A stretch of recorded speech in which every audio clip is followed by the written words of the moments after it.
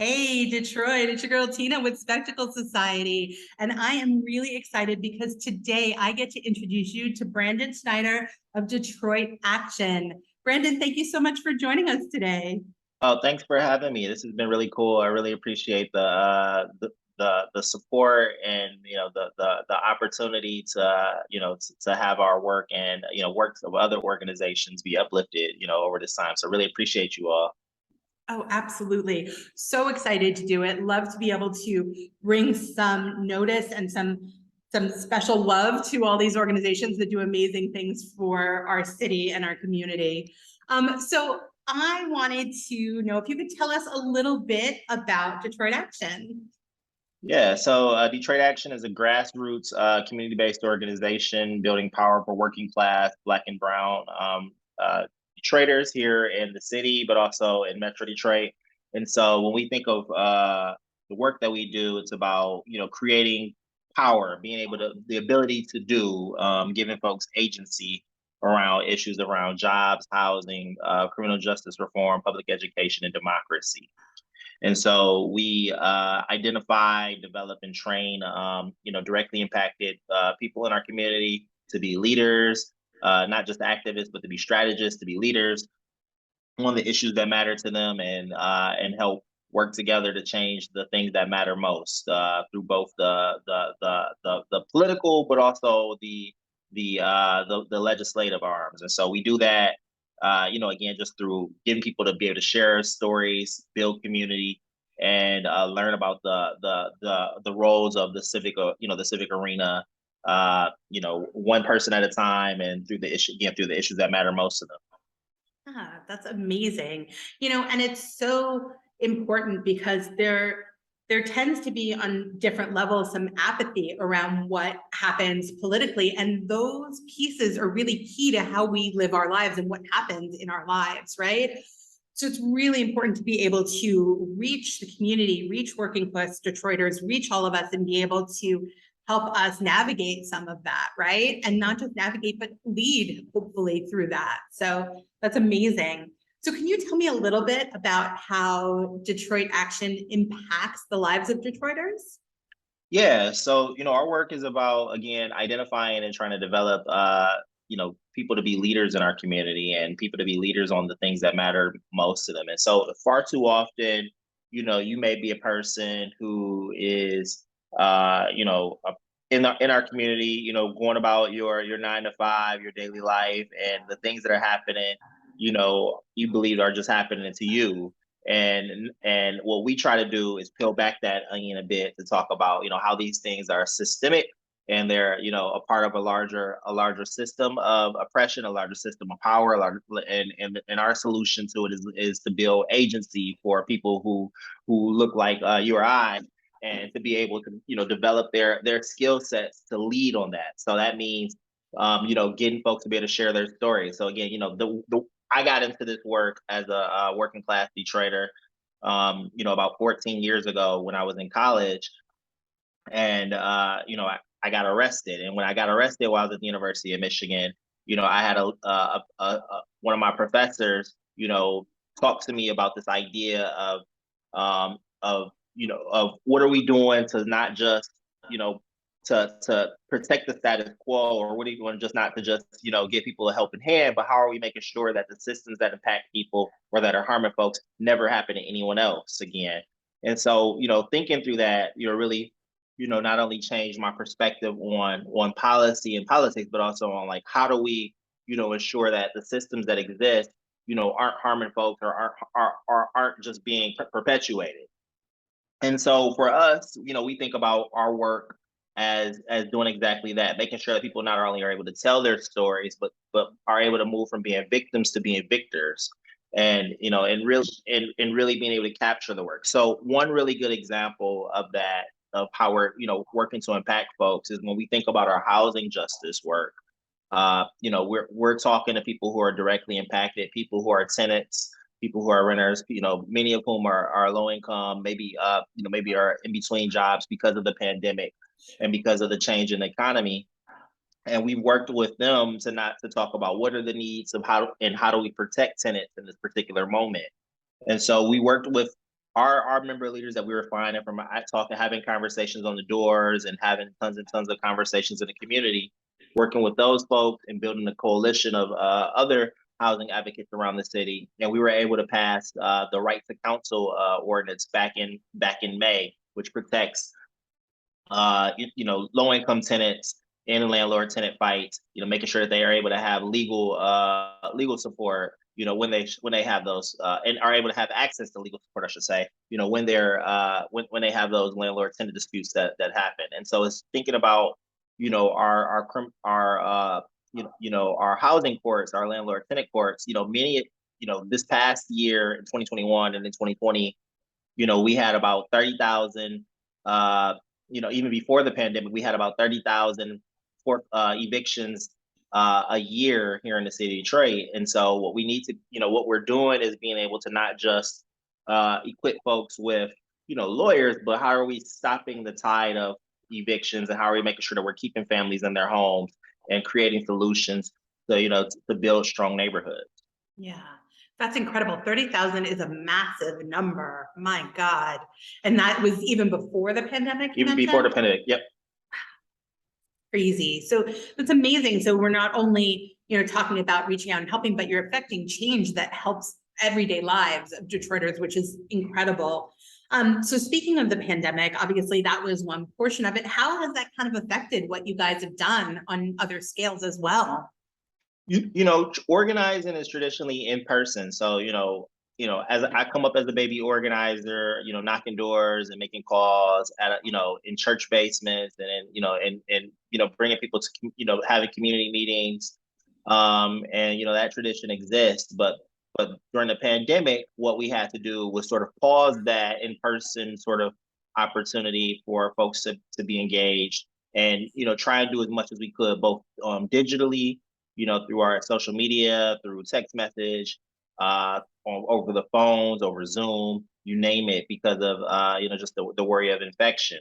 And so that caused a lot of challenges for because community organizing thrives on both the interpersonal relationship, but also the ability to build community with folks who are sharing the same struggles or sharing the same values.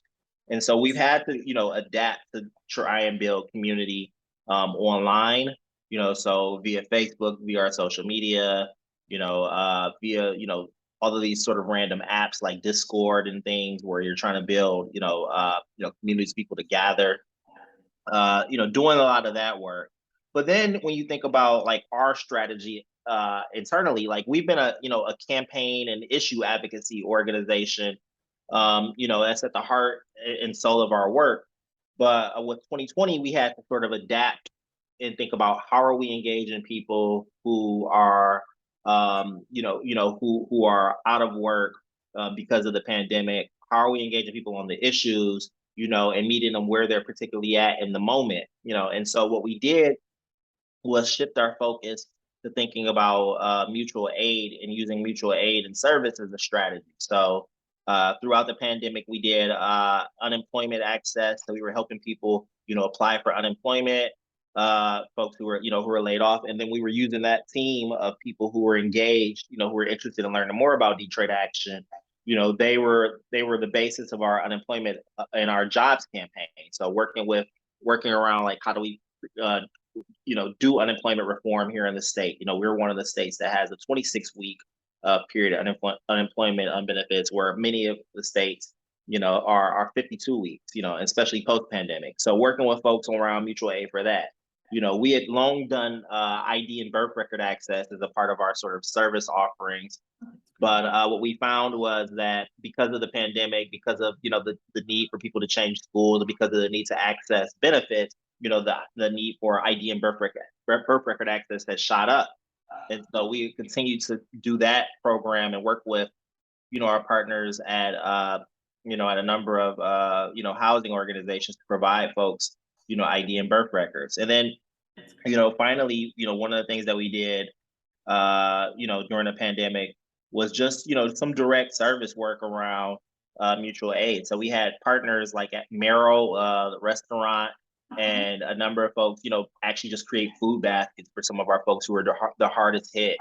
And, in addition to giving out those food baskets, we were also, doing direct cash giveaways to people who, were with and without jobs, who were struggling to pay, some of the utilities that they had, and being able to try and trying to create connection from, offering the service to connecting people to the underlying systemic issue of why people are without their need, to try and moving those people from that place of hopelessness to being able to want to take action as activists and leaders in their community. I love that. I love that, especially during that time where, as an organization who really works to connect with the community, create community, and make change, that you were able to kind of see the need, pivot, and then really help address those real basic needs, right? During that time that was so challenging. I mean, we're still kind of going through a bunch of stuff with all of what's going on, but the real tough time in 2020 and 2021 was so hard, right? On so many people, Detroiters in particular, and having the ability to tap into, help with other restaurants and bring some food, give some cash to people that really were in desperate need of it is a wonderful way to kind of pivot that, and then get people excited about what you do too, right? Like, here, we're here to help you. And then if you would love to get involved and help, here's more of what we do, right? And I love that. I love the way that you guys have really looked out for the community throughout this. It's so important. So I want to ask, we're going to vote towards the end of the month, and the community gets to choose where the money from this fund goes. And if Detroit Action is chosen, can you tell people how the money would be utilized, how it's going to help? Yeah. So we would be using the support that we get from Spectacle Society to go towards our service and mutual aid program.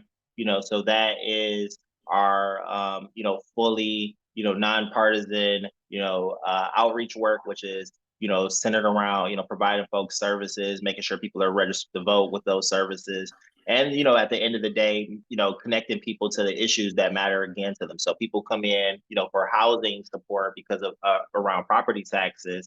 And what we're everyone who comes in those doors for that support is going to get it. And then we're asking folks, maybe that one out of 10 person, if you want to be, and hopefully they say yes to that, do you want to take action to make sure that this doesn't happen to anyone else? And so that's what this will be going to, is really to make sure that we're able to continue that service work and continue that service to organizing model that we provide. I love that. Oh, I love that. So, I'm super inspired by what you guys do. I'm really, when this suggestion came up from our community, about you guys, I did some research and I was like, this is incredible. Like, I'm so jazzed about all of the stuff that is being discussed, the way you guys are sort of approaching the community, the way that you are fostering change. And so if other people are watching this today and they are just as excited, I'm wondering if you can tell people how they can get involved, how they can donate or volunteer, or, how they can support you guys. Yeah, and that's perfect. So we are couple ways. Is one, if you're interested in being a member of the organization, if you're interested in coming to an event or taking action on a housing or a jobs or criminal justice campaign, you can find out more on our website at detroitaction.org. We have online portal which takes you to our upcoming meetings and events that you can sign up for. You can find out more about what we're currently working on, et cetera. And you can sign up for membership, and you can also donate to the organization and become a member. Our membership dues are $5 a month, $60 a year, and that's mainly because we're an organization that focuses on building the power of working class folks and low and no income folks. So we want to make sure that that's accessible for folks. So that's one way. We're also on all of the social media channels that you'd imagine. So on Facebook, we're at Detroit Action Organizing. Facebook / Detroit Action Organizing. On Instagram and on Twitter, we're at Detroit_Action.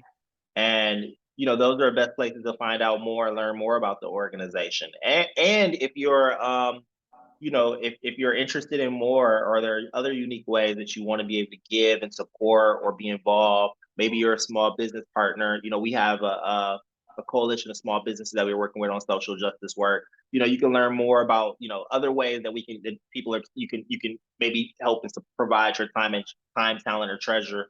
You can reach out to us at info@detroitaction.org. Oh, I love that. That is so great. Well, Detroit, I'm so glad you got a chance to learn more about what Detroit Action does. Brendan, thank you so much for joining me today. I really appreciate it.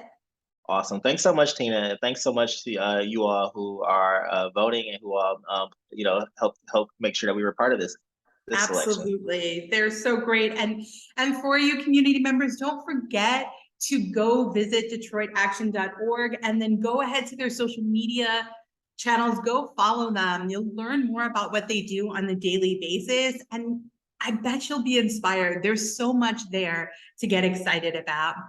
All right, Detroit, until next time, have a great day.